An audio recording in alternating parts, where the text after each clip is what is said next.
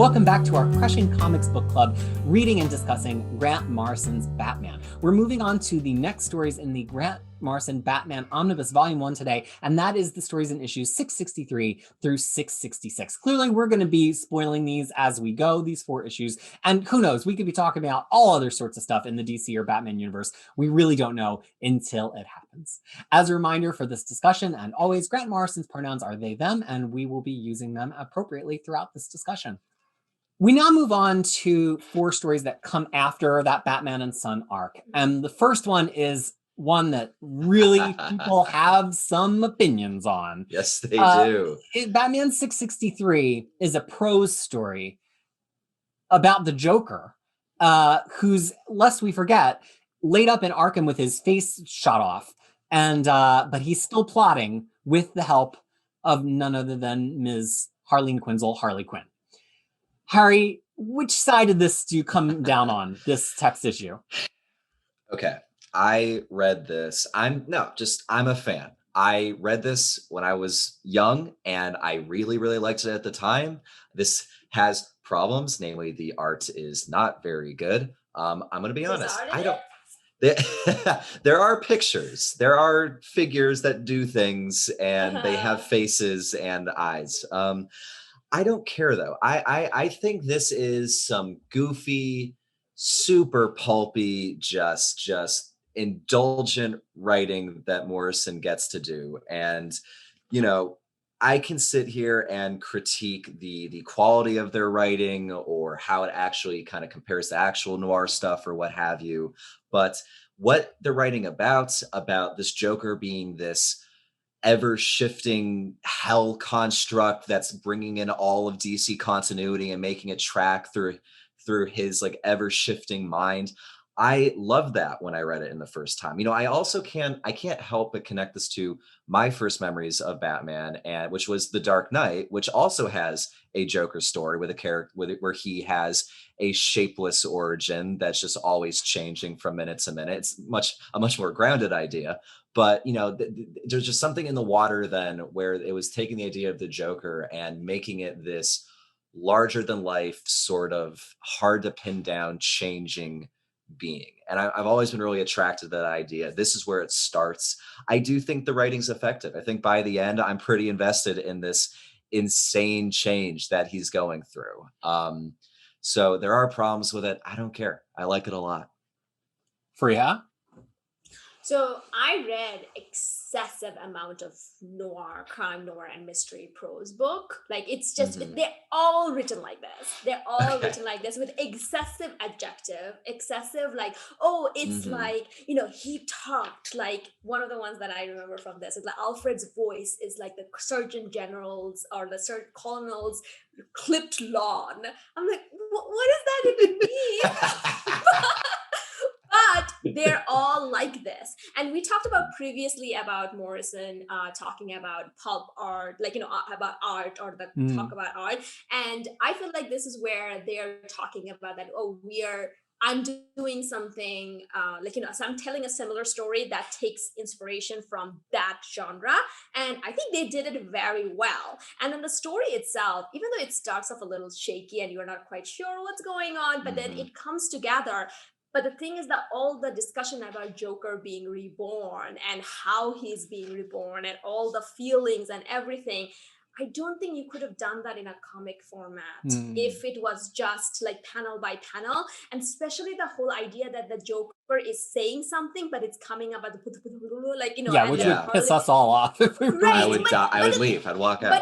But the thing is, like, you wouldn't. So there is actually an interesting way of doing that. I've seen it in one of the comics that someone have done it, but that's for the different time. But the thing is, like, it just comes off so scary and so like it's affecting. And also I feel like this is the first time in comic that I've seen, like, and I've seen it in other animated series and stuff like that. First time where Harley has something to say. Like, I think so love too.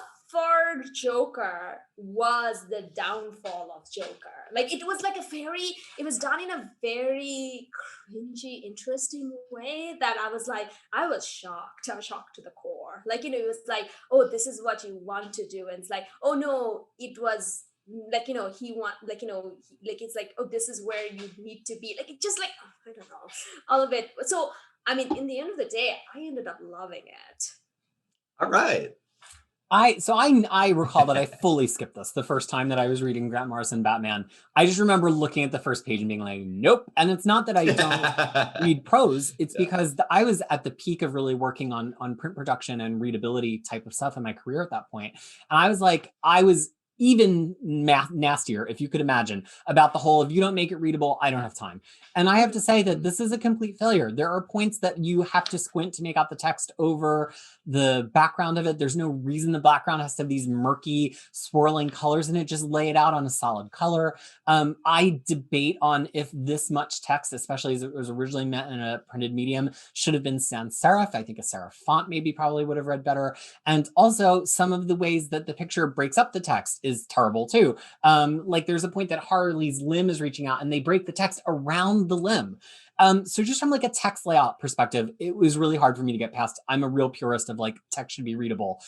Okay. But I think that this, on forcing myself to sit down and read every word of it the other night, I think it really brings to mind a specific thing, which is that when an author tries to ape a certain style, as Fariha is talking about, or an artistic medium, is that, I can't articulate it. Like, is it worth it to go with them and not in it if it drags the quality down in some way? And so one example is like when people want to make a comic story look old, they kind of make it look like it's on an old yellowed paper or they make it look like the registration is a little bit off. And that's to signal, like, they did it a lot in the flashback issues of Deadpool by Jerry Dugan. And that's meant to like signify to you, like, this is an older story. And so I think that Morrison, per Fariha's comments, expertly writes this as a pulp story. But I think that sometimes I'm like, okay, I got it. Now this is just bad. Because a pulp story, if we read it today without the nostalgia that we have for a pulp story, would be bad. So like not like just I don't think so. the opening scene with like all the clowns at the funeral and everything. Yeah. Like that was terrible, I thought. It was such a chore. I just wanted to crawl off of the futon and into some other room to look at anything else while I was reading it. And then I kind of justified to myself, like, okay, well, that was to set the pulp tone. But then, and I think Fariha nailed it, is pulp has a way of fixating on small details and expanding them to whole passages, and they might be unimportant. It's just what pulp does. And so then when we return to that with the former henchman who had dwarfism, like, and then it was another whole page describing her, and I was like, I don't really need this. I think the story was at its best when Morrison had a laser focus on Joker, because I agree with you both. Yeah. There are things that they did with Joker that you cannot do except for in prose. And I think that accomplished what it needed to accomplish. And it's ultimately like why I came out liking this. I think I have a whole different understanding of Joker now than I read this. And I think that if you were a Joker fan who's like, or want to be a Joker fan or want to understand the Joker, unfortunately, you've got to go and read this issue, as unreadable as it is, both visually and in text. So the thing is, the visual unreadability is actually, I thought, was by choice, because it is hard to read because it was supposed to get you that feeling.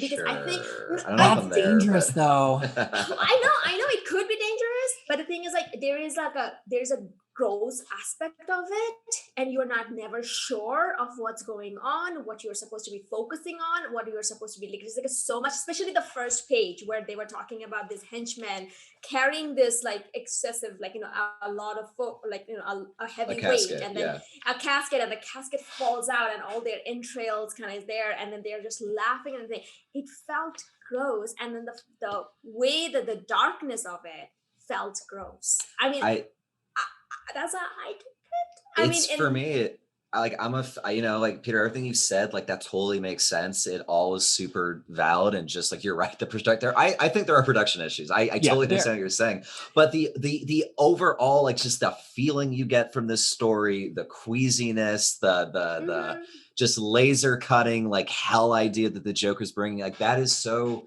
overwhelming. I remember the feeling I got the first time on my iPhone using an app. Like, it was just, I know. Well, you can actually break it into tiny parts, which made it easier. Oh yeah, maybe guided view makes that a little bit worse. But the point is that's special. That's interesting and cool to me. The other way of probably doing it is like a combination of prose and comics. Like, you know, some of especially the first first couple, like in all the henchman part could have been just swapped into the comic and then keep some of the prose. But to be honest, I don't think I've ever seen that done very well. Hickman, my soulmate, he thinks he can do well, he doesn't. Well, I'll say a thing to wrap up this discussion that I often say about music, which is that I want to hear the singer give the best performance that they're able to give with their voice as it is in that moment. So if I hear a singer that's maybe not the best singer, but it's a really good performance for that singer, I'm not grading them against, Celine Dion necessarily, who's an amazing singer technically.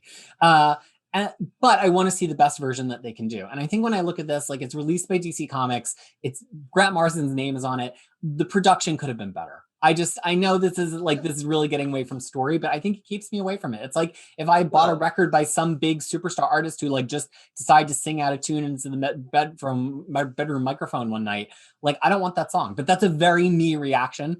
And so it's just interesting because I think it's all layers. It's something that's deliberately meant to keep us away from the story a little bit. There can be things about a story that are not the narrative themselves that still affects you as a reader, and that is what this production team, along with Grant Morrison, is doing. But what if, the artist already told you that I'm trying to record something in my bedroom because no, screw them. Get back to me when it's better. But what if they're just do trying better, something? Marvel girl. Yeah. No, what if they're just trying? No, but what if they're just trying something, trying a new thing? Nope. No? Okay. But that's a very me reaction. Yeah, Fariha, I won't lie. agree with that, but okay. Yeah. Fariha, I'm just really glad that you liked it because, you're definitely going to be the question mark for a lot of this because this is new to you. And this was when I was like, I wonder if she's going to dig this. Harry said knew I was going to hate it. This is what Harry I was fairly sure you were. But I liked a lot of parts of it. I'm saying I think that it's just like in a movie that is very confrontational, that does lots of long takes or stays tight in an actor's face or whatever. Sure. And it does the thing that makes you uncomfortable. And then people come out of it sometimes and they're like, well, I didn't like the movie. And you say, why? And they're like, I don't know.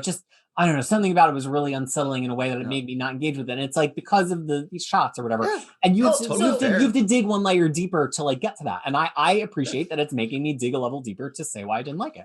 Yeah, we're gonna talk about it in the next episode about how something that made me feel exactly that. It's like, okay, whatever. Let's move it forward to issue 664. Actually, 664 and 665 kind of are one piece, so we're going to talk about them. Yeah.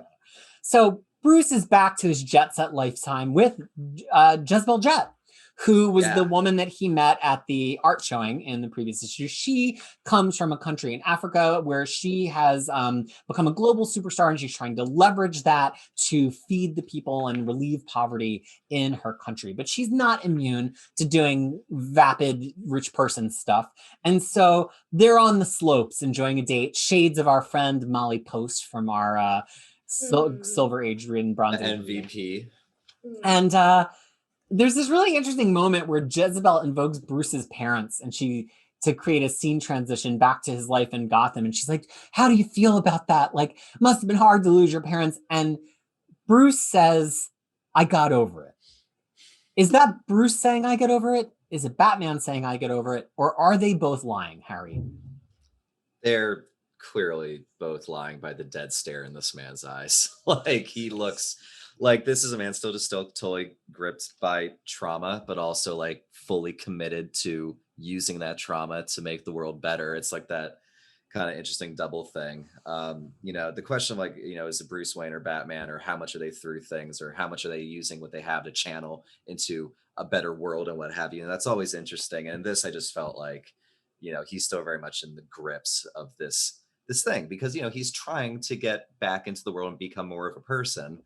But you can tell in moments like this, he's got a long way to go. Fariha? So if I didn't know Batman so much, I would have been more interested in this. But because I know Batman so much, even with my limited reading, I know so much. I was like, okay, this felt like one of yeah, sure, I'm with you. No, I'm with you. It just didn't capture me in that way because I'm like, obviously he's not. We know it. It's Batman.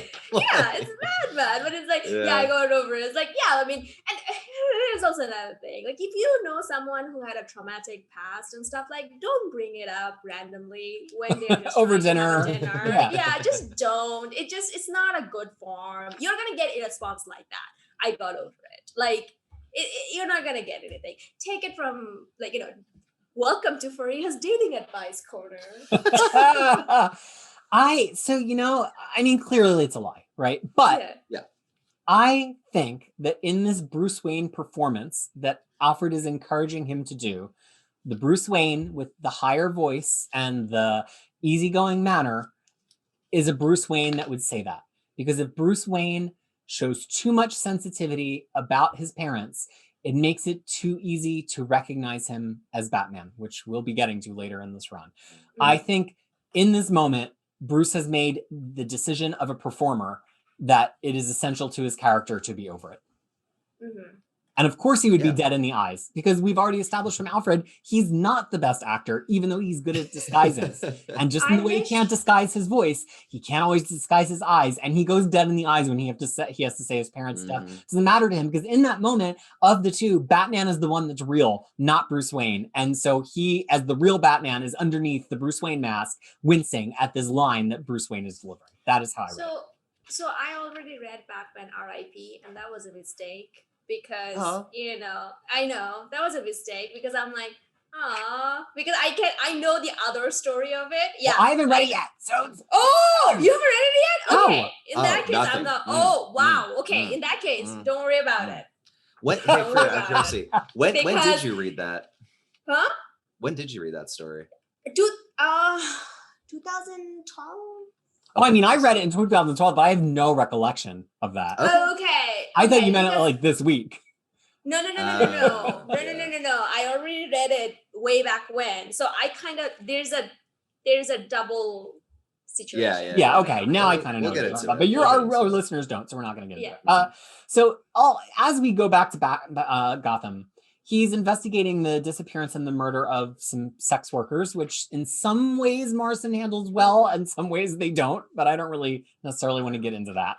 What I want to get into is that as he's facing this massive Bane-shaped hunk of an enemy, he starts thinking and referencing for the first time in this run about the Black Casebook.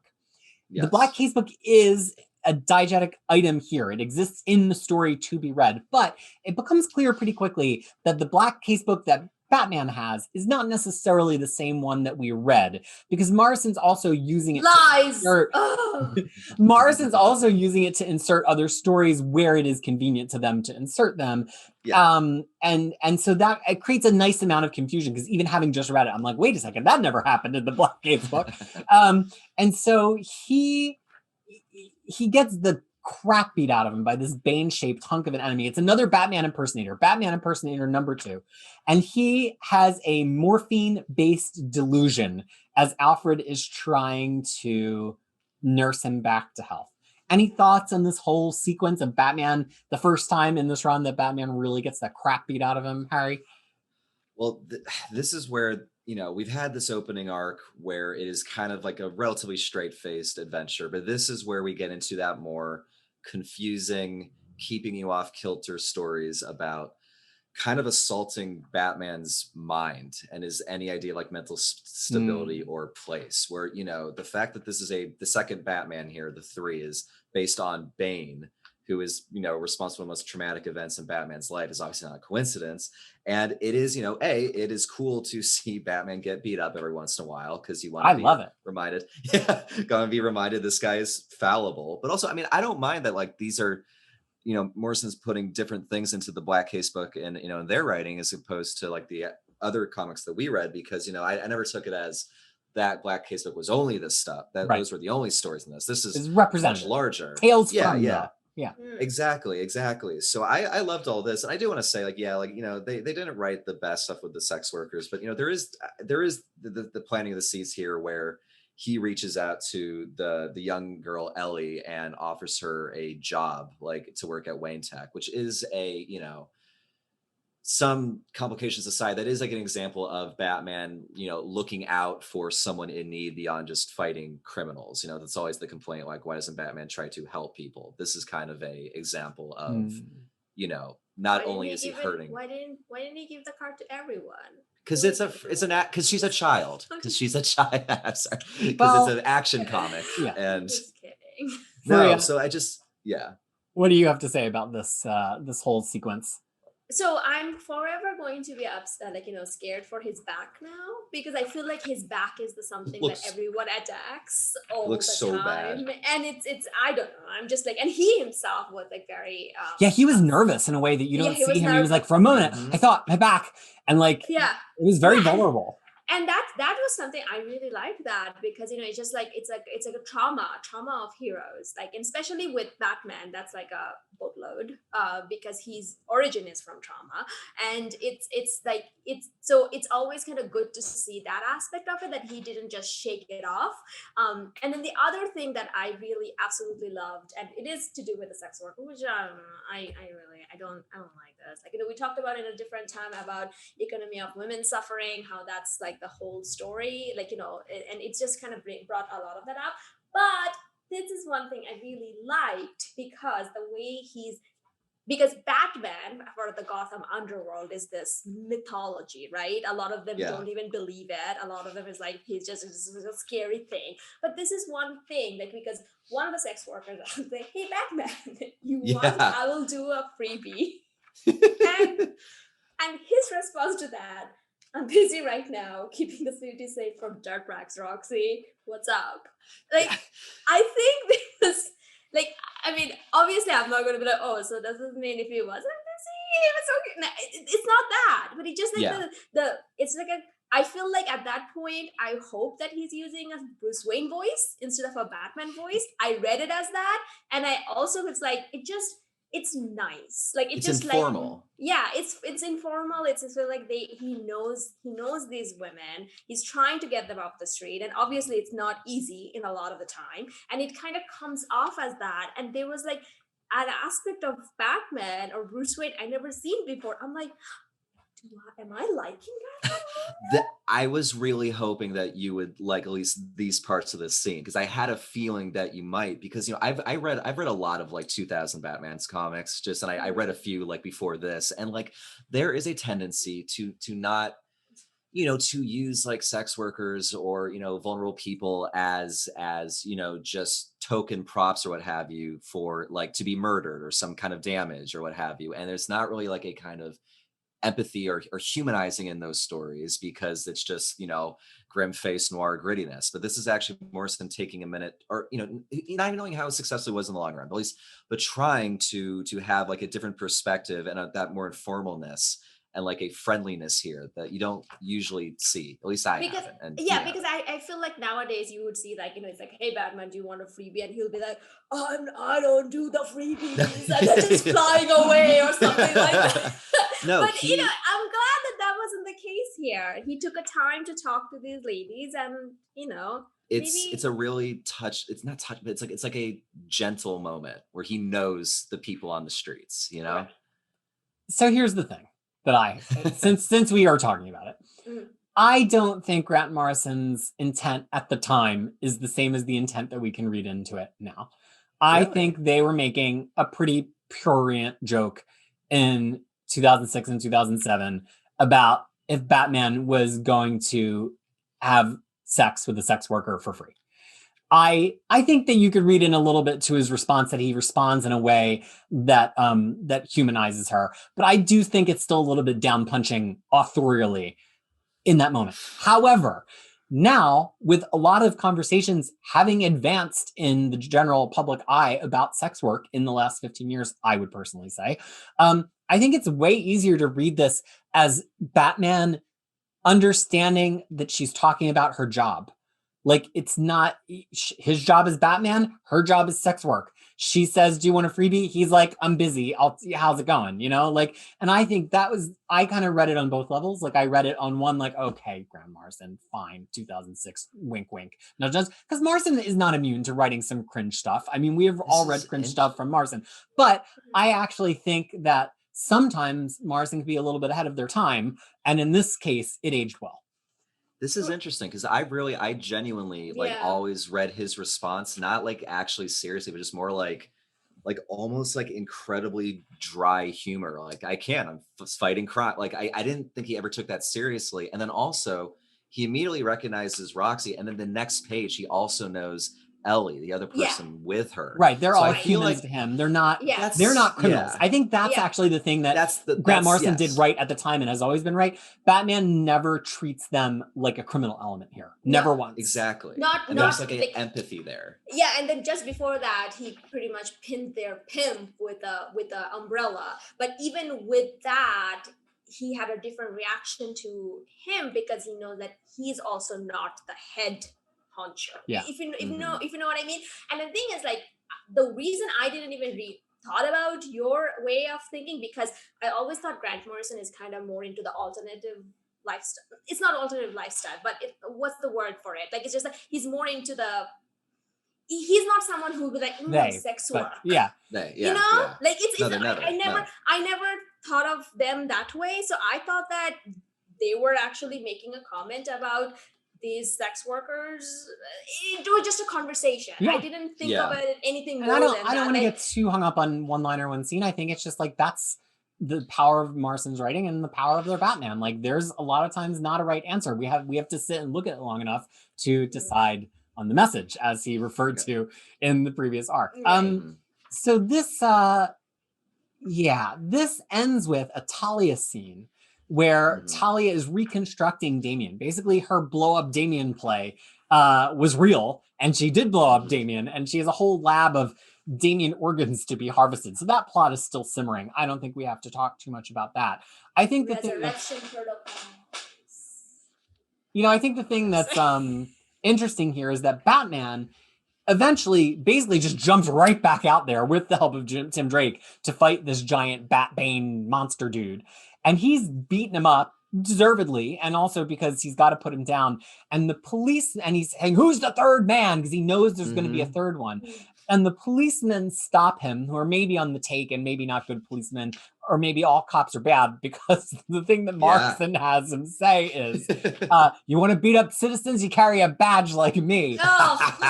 That's a great line. That was Morrison just took a shot, man. I think they're being pretty clear about I think they're being pretty clear, even in 2000. No, I don't think they're endorsing that. No, I do think this scene, when the fight scene's done and Batman's defeated this Bane Batman, there is a line in a scene I want to circle back to as we get further along, is where him and Gordon are just, I know it's like such a stereotypical page of just Batman holding his cape, like looking over the city skyline with Gordon. It's a great page though. And there's this interaction where Gordon says, look at you all beat up to hell. Why did you have to choose an enemy that's old as time and bigger than all of us? And he says, same reason you did. I figure you can take him. Now that is a great line, and it actually plays out in a really big way down the road. So just even now, they're setting seeds for this long story, and like in tiny just little lines and moments that speak to bigger thematic resonance that we're going to get into. So I just love this page in this part of the book. Anything else about this story for you want to add?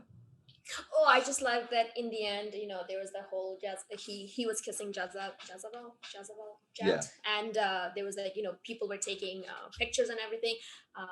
Part of me was kind of thinking how much of it he wants to do it to Talia, but I don't know whether he knows that Talia's alive or not. But I'm like, oh, Talia's not gonna like this. And this is the Talia I'm used to, where she's still clearly really into Batman, but she's like, I've got my own thing. I'm in control. I will. She has more like respect here, I kind of feel, but we've talked about that before, where it seems she's more like, he will come to me rather than I'm going to chase this man to the ends of the earth. You know what kind of deal? Oh gosh, I got the 180-degree different read on Talia here, but I don't want to linger on that conversation. We're gonna have room to come back to it, because we come to one more issue 666. And I'm not going to be commenting on this issue, not because I think it is demonic, but because I just cannot bring an ounce of my person to care about alternative future stories. Like but let me just summarize it, and then Harry and Free can take you through what's interesting. Damian is Batman in the future. We learned that Damian was grown in an artificial womb. Damian in the future is sparring with the police commissioner, Barbara Gordon, quoting Yates back and forth with her. We get a mention of the Demon Star, which is going to come up later. And Damian mentions that he sold his soul at age 14. And it's hard to know with Damian if that is literal or not. Otherwise, I had a blackout. That's all that I was able to write down. Harry, what do people need to think about when they're reading issue 666? this is not my favorite issue, but it is a very interesting issue because it's like half an imaginary story where it's just an alternate tale of a Batman from the future, but it's also half a story that is very much setting up multiple things that are going to play out in Batman and Robin in particular. I mean, Professor Pig gets introduced here. You have the third Batman with the mask that just gets put here. And then there's also, there's a, where Damian selling his soul to the devil. That doesn't like play out exactly in later issues, but there's something very, very similar. So it's just this weird thing where this issue is setting up things here that play out in different yet similar ways later in the book. It's like a half and half. You could almost say it's not really much of anything because it never kind of completes either of those things. But I think this issue's fine, and it also has Alfred. It also has Alfred the cat, which is pretty great. I knew Fariha would like that. I don't hate this. I've never loved it, but like it definitely is weird where it is like having the shape of things to come while not at the same time. It's more like getting us used to some ideas that we'll see later. Fariha? So first thing first is like Morrison is being drawn as Damian in this. Like yeah, Damian doesn't have hair, and then it looks like Morrison. And then the second thing, I actually thought that this was a fever dream of Batman, Bruce Wayne. Like when he was like put like he was injured in the previous issue. That's how I read it. I mean, I don't know like what all the things are gonna happen, but Alfred the cat takes the cake. This is not the last we've seen of this world, by the way. This is the same one that comes back in Detective Comics. No, it's Titanian. I won't say. Oh, really? Yeah, it's the same one. Oh, it's the cool. same look about it. Morrison revisits this world, I think, in a much better way because there's a different artist, but we will get to that down the line. It's what it is. And I think honestly, part of me has always been like, did they just want to write like a hellish Batman story for 666? Like, was that the entire idea? Sometimes I feel like that might have been it, but who can say? Yeah, and I think if we really want to dig into like, there's a lot of thematic stuff, I think, in this issue that plays out, I think, in the art and also in the writing of it. But because we're not trying to spoil ahead, I think if we were asking Harry, tell us every way in which this issue is significant to this run, we would have a different conversation, but we're trying not to do that. So if you're looking for that kind of like academic breakdown panel by panel, that's not this conversation. I think like every Batman run needs a future look. There's always going to be one issue that's about looking ahead in the future, and the whole point of the rest of the run is to avoid that future to happen. It's an odd edge world kind of tale of like dark Batman who kills, but also I've already said what I meant. It's an interesting hybrid of things that don't matter and do, and also just kind of like being an aside. It's more interesting than not, but I just don't love the issue. All right, folks, that has been our discussion of this next batch of Batman stories in the Batman by Grant Morrison omnibus, and of course, other places that you can read it as well, including on DC Universe. When we get back together next time, we are going to be talking about the Black Glove arc in issues 667, 668, and 669. And that is one kind of tidy arc on its own, and then we'll talk about what comes after that. We get together and do this because A, because Harry wanted to talk about Batman, but B, because Fariha, have you figured out why yet? Maybe reading this will make us love Batman more. I don't know. At least it's making me love Batman more. And we are starting to like him already. Yeah, I mean, and that's I'm not comfortable with it. So why are we reading this? It's to make Fariha uncomfortable with her Batman feelings. Speaking personally, it's like super gratifying for you to see that you really liked a scene that I really liked. So like I'm having a great time right now. The reason we're reading together is for Harry's satisfaction. I think it's all right. We'll see if that keeps up next time as we get into the Black Glove. But until then, on behalf of Fariha, of Harry, and of myself, thank you so much for joining us for this episode of our Crushing Comics Book Club. And until we get to talk to you again, I hope that you are well.